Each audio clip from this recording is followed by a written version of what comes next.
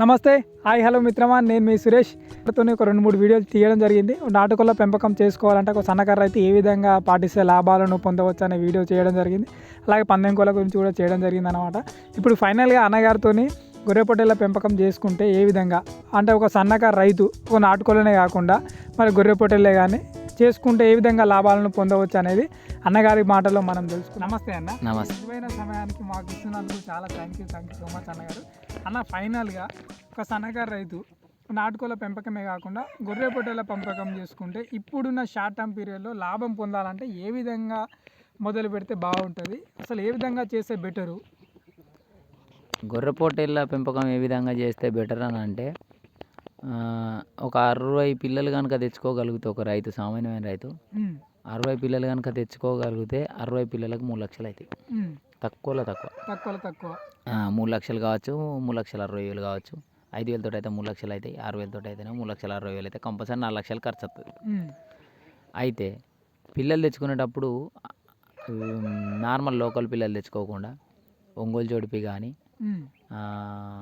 Nellore brown కానీ పిల్లలు తెచ్చుకుంటే ఏమవుతుందంటే ఎదుగుదల అనేది తొందరగా ఉంటుంది పిల్లలలో. అట్లా అని 15 రోజుల పిల్లలు కనుక 2 నెలల పిల్లలు కనుక తెచ్చుకున్నట్టయితే పిల్లలు బెంగటిల్లే ఛాన్స్ ఉంటుంది. పాలు లేక పిల్లల ఎదుగుదల అనేది లోపిస్తుంది.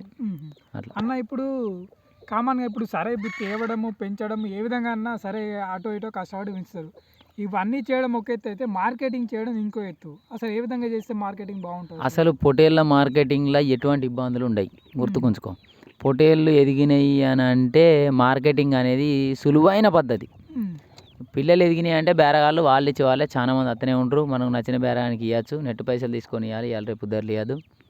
కంపల్సరీ పైసలు మనం అనుకున్న దానికంటే 4 బేరాలు చూస్తే 4 రూపాయలు ఎక్కువనే అవుతాయి, అంత కొరవు అట్లా. అయితే పిల్ల ఎదిగింది అని అంటే మార్కెటింగ్కి ఇబ్బంది ఉండదు. కోళ్ళలాగా ఈకల్ ఫీదర్స్ పోయినాయి అని లేకుంటే ఇంకేమైనా అయిందని అట్లా ఉండదు అసలు. ఇదే గొర్రె పిల్లలు అవి ఎట్లున్నా వాటికి మీట్ మాంసం కావాలి, నాటు పిల్ల కావాలి కొనేటోనికి. వానికి అమ్ముడు పెట్టేటుంటే కంపల్సరీగా ఉంటాడు పిల్లలు బేరాడు. అట్లా అంటే మార్కెట్ ఇప్పుడు ఎట్లా పండుగల సీజన్ వైజ్ అయితేనే నేను చెప్పినట్టు ఇప్పుడు సీజన్ వైజ్ వేసుకోవాలని అంటేనేమో దసరాకు 3-4 నెలల ముందు, సంక్రాంతికి 3-4 నెలల ముందు. ఇట్లా అయితే సంక్రాంతికి ఇప్పుడు దసరాకి వేసుకున్న పిల్లలు కంపల్సరీ దసరాకి బక్రీద్కి అమ్ముడు పోతాయి. సంక్రాంతికి 3-4 నెలల పిల్లలు ముందు వేసుకున్న పిల్లలు అయితేనేమో అటు 31 జనవరికి సంక్రాంతికి అమ్ముడు పోతాయి. సేమ్ అదే విధంగా ఉగాదికి పిల్లలు అమ్ముతాం. ఆ టైంలో మట్టుకు కొంచెం ఇబ్బంది అవుతుంది. ఉగాదిలో పిల్లలు ఎదిగే పిల్లలు చాలా ఉంటాయి. ఉగాదికే పిల్లలు అమ్ముతారు చాలా మంది కాబట్టి అప్పుడు కొంచెం మార్కెట్ టైట్గా ఉంటుంది. ఆ టైంలో వచ్చేటట్టు కాకుండా కొంచెం సీజన్లో వచ్చేటట్టుగా చేసుకుంటే కనుక లాభాలు ఎక్కువ ఉండే ఛాన్స్ ఉంటుంది అన్నట్టు. ఇప్పుడు మరి ఇప్పుడు గొర్రె పొట్టేల పెంపకం ఇట్లా గొర్రెల పెంపకం చేస్తారు కదా, ఏమైనా డిసీజెస్ అటాక్ అయ్యే ఛాన్సెస్ ఉంటాయి ఎట్లా ఏ విధంగా? అయితే డిసీజులు అటాక్ అయ్యే ఛాన్స్ ఉంటాయి అంటే ఇప్పుడు నువ్వు అడిగింది మంచిది అబ్బా. అయితే విషయం ఏంటని అంటే ఇప్పుడు నేను చెప్పిన దసరాకి బ్యాచ్ వచ్చేటట్టు పిల్లలు వేసుకోవాలని అంటే కరెక్ట్గా 6 నెలల పిల్లలు వేయాల్సి వస్తుంది.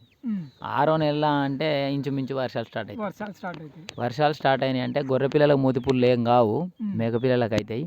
కాకపోతే గొర్రె పిల్లలకు బ్లూటాంగ్ సొల్లు అనే వ్యాధి వస్తుంది.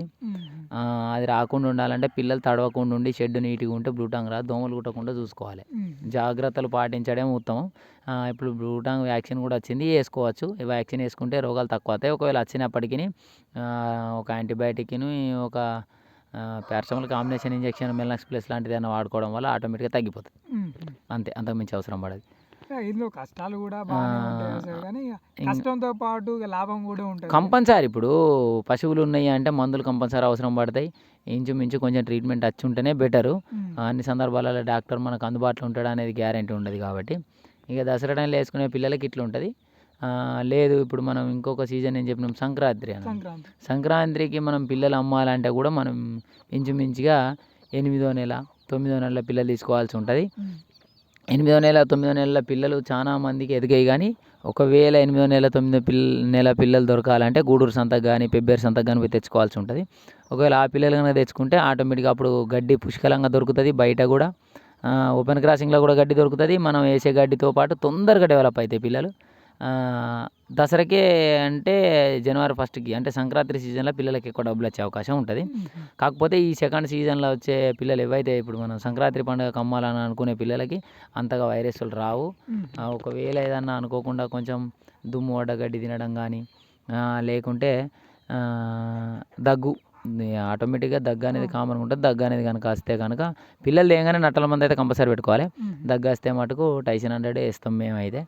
ఇక ఒక్కొక్క కాడ ఒక్కొక్కరికి ఎండ్రోఫ్లాక్సిన్ వాడతారు, టైసిన్ వాడతాడు, ఫ్లోబ్యాక్ ఎస్ఏ వాడతారు. దాంతోపాటు ఎండ్రోఫ్లాక్సిన్, ఎండ్రోసిన్ మందులు నోట్లోకి ఇచ్చుకోవడం వల్ల తొందరగా కంట్రోల్ అవుతాయి. 3 రోజులు కంపల్సరీ ఇవ్వాలి. ఏ ఇంజెక్షన్ ఇచ్చినా ఏ యాంటీబయాటిక్ ఇచ్చినా 3 రోజులు కంపల్సరీ వాడాలి. అట్లయితే కంపల్సరీ సర్వైవ్ అయితే అసలు మొటాలిటీ ఉండకుండా చూసుకోవచ్చు అన్నట్టు గొర్రెలలో.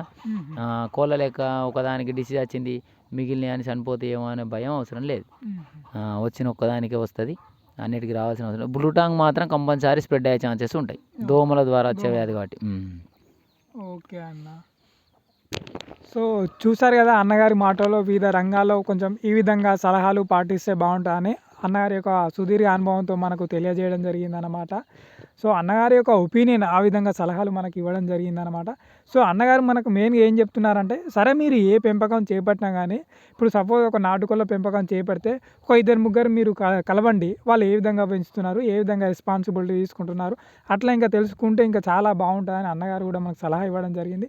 సరే ఏదైనా సరే మన కొద్దిపాటి అనుభవం పెంచుకుంటే ఇంకా చాలా అంటే ఒక స్టేజ్లో ఇంకా మంచిగా లాభాలను గడించవచ్చని అన్నగారు మనకు తెలియజేయడం జరిగింది. సో ముందు కూడా ఫైనల్ వీడియో ఒకటి అన్నగారితో మంచిగా చేస్తాం. ఎందుకంటే వివిధ రంగాల్లో ఒకటి నాటుకోలే కానీ, పందెం కోళ్ళే కానీ, దేశీయ ఆవుల పెంపకమే కానీ, ఇటు మళ్ళా గొర్రె పొట్టేల పెంపకమే కానీ అన్నగారు క్లినిక్ కూడా రన్ చేయడం జరుగుతుంది. ఒక ప్రొఫెషనల్ డిగ్రీ ఆ విధంగా ఒక ప్రొఫెషనల్ ఫీల్డ్ని రన్ చేయడం జరుగుతుంది అనమాట. సో ఈ విధంగా ఒక సామాన్యుడు కూడా ఇట్లా ఈ విధంగా చేయగలుగుతున్నాడంటే అసలు నాటే బాజు. ఎందుకంటే ఒక్కో రంగానంటే ఒక్కో విధంగా చూసుకుంటాం, కానీ ఇన్ని రంగాలు మెయింటైన్ చేయడం అంటే కొంతవరకు చాలా ప్రాబ్లమే అనమాట. అన్నీ చూసుకోవాలి, అంటే ఎంత అనుభవం ఉంటే మనం చూసుకోగలుగుతాం, మీరు అర్థం చేసుకోండి మిత్రమా. సో అన్నగారితోనే ఒక మంచి వీడియో కూడా మనం చేద్దాం అందరికీ ఉపయోగపడే విధంగా. సో ఎవరైతే ఫస్ట్ టైం మన ఛానల్ చూస్తున్నట్లయితే తప్పకుండా మన ఛానల్ని సో తమ్ముడు జెన్యూన్ ఇన్ఫర్మేషన్ అందిస్తుండే మీకు. తప్పకుండా ఛానల్ని చూడడమే కాకుండా సబ్స్క్రైబ్ చేయండి. తమ్మునికి కొంచెం చేదోడు వాదోడుగా ఉండండి. మన ఛానల్ని చాలామంది కనీసం ఒక డైరీ ఫామ్ వీడియోలు పెట్టిన, ఇంతకుముందుకు నాటుకోలే వీడియోలు కూడా పెట్టిన, ఒక 6,000 నుంచి ఒక 9,000 మంది వరకు చూసిరు. కానీ చాలామంది చూస్తున్నారు కానీ మన ఛానల్ని సబ్స్క్రైబ్ చేయట్లేదు. వాచింగ్ అవర్స్ పెరుగుతున్నాయి. సో ఎవరైనా మన ఛానల్ని చూస్తున్నట్లయితే ఒక సబ్స్క్రైబ్ చేయండి. ఎందుకంటే కొంచెం నాకు ఎంకరేజింగ్ ఉంటుంది, కొంచెం మోటివేటింగ్ ఉంటుంది. ఇంకా కొంచెం అందించాలి వాళ్ళకు నా వంతు కానీ సలహాలే కానీ సూచనలు కానీ ఎక్కడ ఏ విధంగా రంగం అభివృద్ధి చెందుతుందని అందించాలని నా అభిప్రాయం అన్నమాట. సో తప్పకుండా మన ఛానల్ని సబ్స్క్రైబ్ చేయండి. ఓకే అన్న, థ్యాంక్ యూ, కలుస్తా.